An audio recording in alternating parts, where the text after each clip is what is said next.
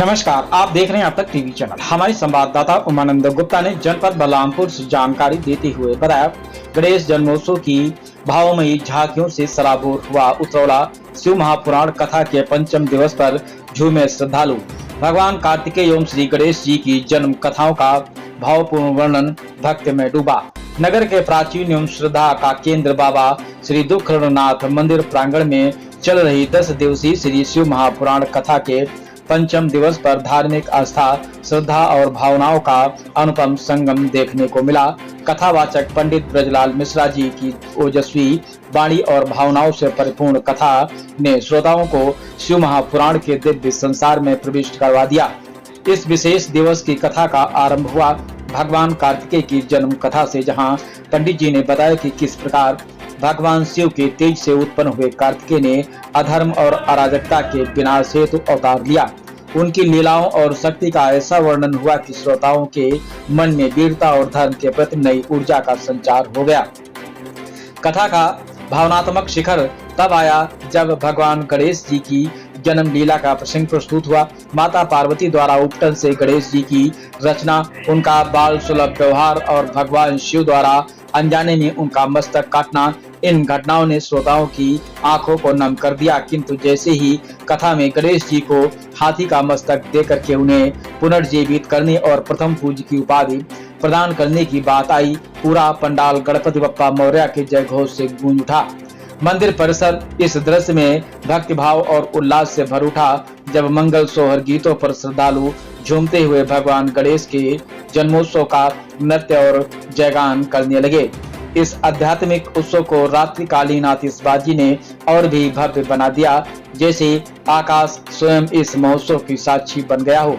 इस अवसर पर महंत मयंक गिरी, यजमान त्रिपुरारी गिरी, मोनू गुप्ता, अर्पित गुप्ता और मंदिर सेवा समिति उतरौला के समस्त सदस्यों की विशेष उपस्थिति रही, जिन्होंने आयोजन की गरिमा और भक्ति का अनुशासन बनाए रखने में महत्वपूर्ण भूमिका निभाई। कथा अवधि में कथाव्यास पंडित ब्रजलाल मिश्रा जी को माला, अंगवस्त्र और पारंपरिक साफा पहना करके सम्मानित किया गया। उनके सहयोगियों को भी अंगवस्त्र प्रदान कर उनकी सेवा भावना का आदर किया गया। इस दिन हर का पल, हर प्रसंग और हर शब्द श्रद्धालुओं के हृदय में गूंजता रहा। यह सिर्फ कथा नहीं, आत्मिक शुद्धि और धर्म चेतना की एक गहन यात्रा बन गई है। आयोजन की श्रृंखला में आगामी दिवसों में शिव पार्वती विवाह, अंधकासुर वध और रावण द्वारा शिव तांडव जैसे प्रसंगों का वर्णन किया जाएगा। अन्यथा वो निष्फल हो जाता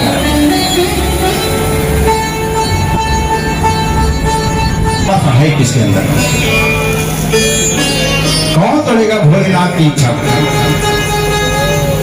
संसार में कोई भी देवी होता नहीं दिखाई देता जो कि उनकी इच्छा का विरोध कर सके।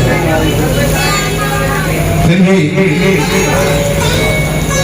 1000 वर्ष जब पूर्ण हो जाएगा तो स्वयं निवृत्त हो जाएंगे, वो तो हो जाएंगे विहार से। और कृष्ण भगवान ने कहा, स्त्री को सोलती में छेद उपाय ये करो दिया।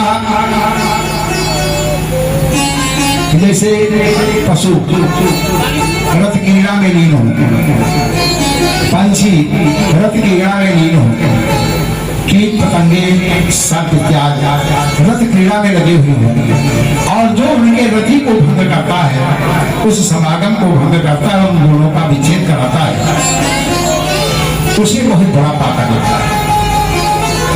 और वह 1 लाख वर्षों के लिए काल सूत्र नामक नरक में डाला जाता है। निंदा के पाप के भागी बने।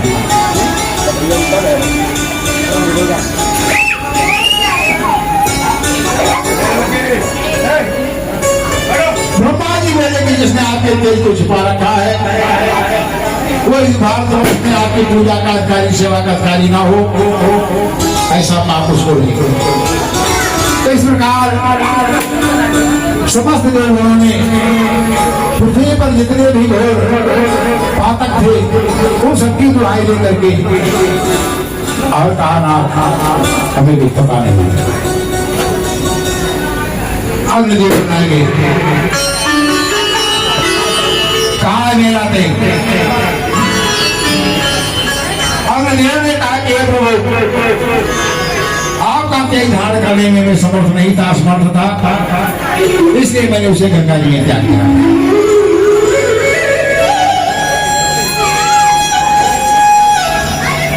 कैलाश में तो फेंक दिया, गंगा जी में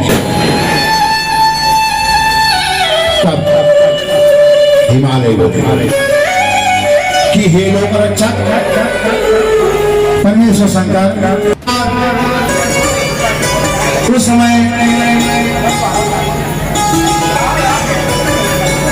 वो तेरी मेरे उदर में ना जाकर, मेरे पेट में ना जाकर पृथ्वी पर गिरा और वो तेल कहाँ गया, उसे किस देवता ने छिपा लिया? हे महेश्वर, आप मेरे स्वामी हैं, आपका वो तेज तो अमोघ है, कैसे व्यर्थ हो गया? अथवा उससे कोई बालक कहीं प्रकट हुआ या नहीं?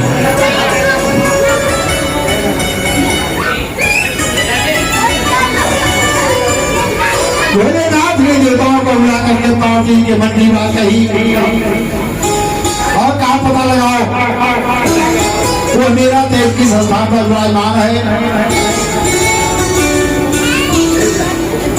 तो सूर्य की बात सुनकर दो भयभीत हो गए और आपस में विचार करके शिव जी के आगे तपस्या कहेंगे विष्णु जी को हे सदाशिव कर उस पाप से मुक्त कर।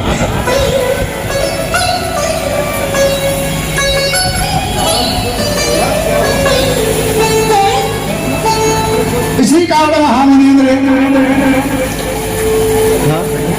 दुर्वासा से स्त्री को योग हुआ प्रतिभंग करने के कारण। फिर उन्हें दूसरी मंगलमय कर कमल वाली स्त्री को प्राप्त करके योग जन्य दुख को अपने दूर किया। घृताची नाम की अप्सरा पर कामदेव को आसक्ति हुई और बृहस्पति गुरु के द्वारा मना करने पर भी